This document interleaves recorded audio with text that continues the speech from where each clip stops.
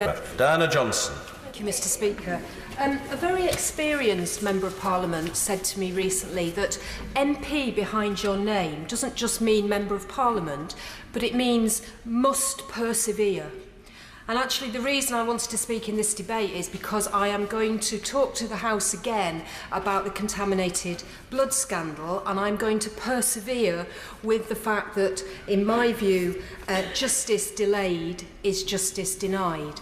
And of course, I must say that it was great news in the summer, on July the 11th, when the government announced that they would have an inquiry into what had happened in the contaminated blood scandal, the biggest treatment disaster in the history of the NHS. We know already at least 2,400 people have died, and many more as well.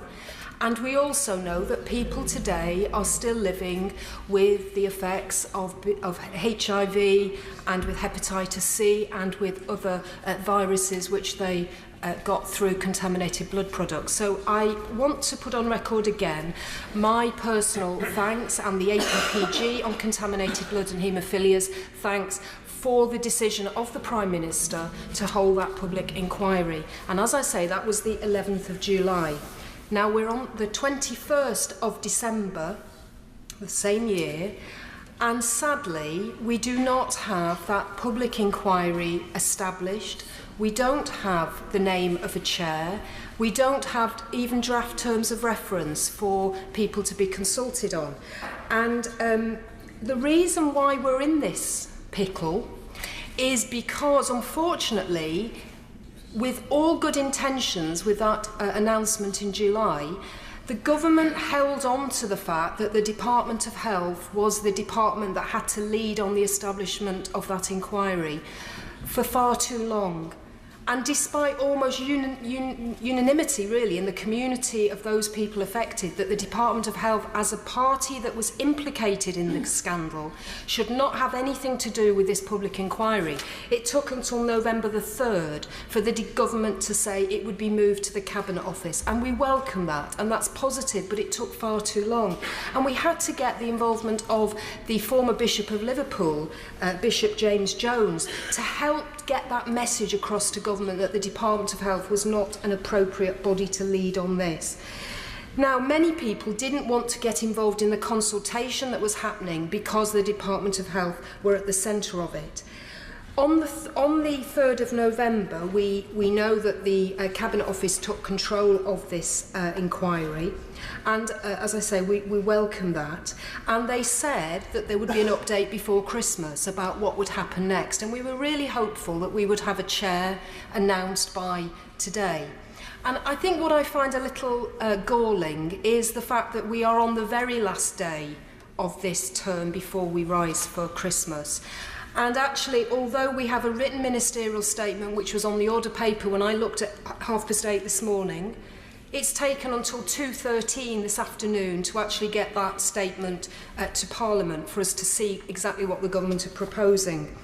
And as I say, the government have now said that they will have a judge-led inquiry, and I understand from the people who did engage with the consultation earlier this year, that was the wish of the overwhelming number of people, so I think that that's positive. But in the statement today, there's no indication about when we're actually going to get the name of a judge. And what concerns me is, as I started off by saying, we have people who are living with HIV and hepatitis C and other conditions today. We have people today who are dying because of what happened to them. And we're now 5.5 months on from that initial very positive announcement, but we still can't actually see the start of this public inquiry. So I would ask if the Minister might be able to enlighten us further in his comments at the end as to when we might have that name announced in the new year. I also just wanted to say that it seems to me absolutely essential, in light of what's happened with Grenfell recently, where we've had a judge appointed and we've had the community raising concerns about not feeling part of that inquiry, that whoever leads this inquiry around contaminated blood has to ensure that the families and those affected are at the very heart of the inquiry and feel included and are able to contribute to the inquiry as fully as possible. And the only reason I'm raising that is because in Scotland we had the Scottish inquiry, the Penrose inquiry, led by a judge, and that did not deliver for the people of Scotland who'd been affected by this scandal in the way that we all wanted it to. And I think part of the problem was the judge who was appointed. So we need to make sure whichever judge is appointed has the requisite not only legal and forensic skills to do a good job, but also has the ability to understand what's happened to people who've been so badly damaged by the contaminated blood scandal.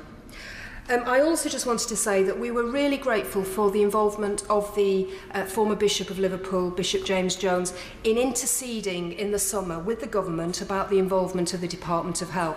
And I think his skill and his wisdom and his knowledge and ability would be very well used in some capacity in the inquiry that's going to hopefully start next year. So I hope the government will take that on board. But I also think the government could take some steps now to actually try and alleviate some of the suffering that this group of people are experiencing. First of all, the government have introduced a new financial scheme, not compensation, limited financial support. But actually in Scotland, which has its own scheme, it's more generous in some regards. And I would ask the Minister if he could take back to his colleagues whether there could be an agreement that we would have in England a scheme that's no less generous than in Scotland, and the anomalies that we have in the English scheme could be ironed out. Secondly, I also think the government could take action now to passport people who've been affected by the contaminated blood scandal through the benefit system, so they don't have to have constant assessments for PIP and ESA and everything else. And the third point I just wanted to make was that, as in the Irish settlement, priority was given for NHS treatment to people who'd been affected by this, and I think again the government could introduce that now as a very positive measure.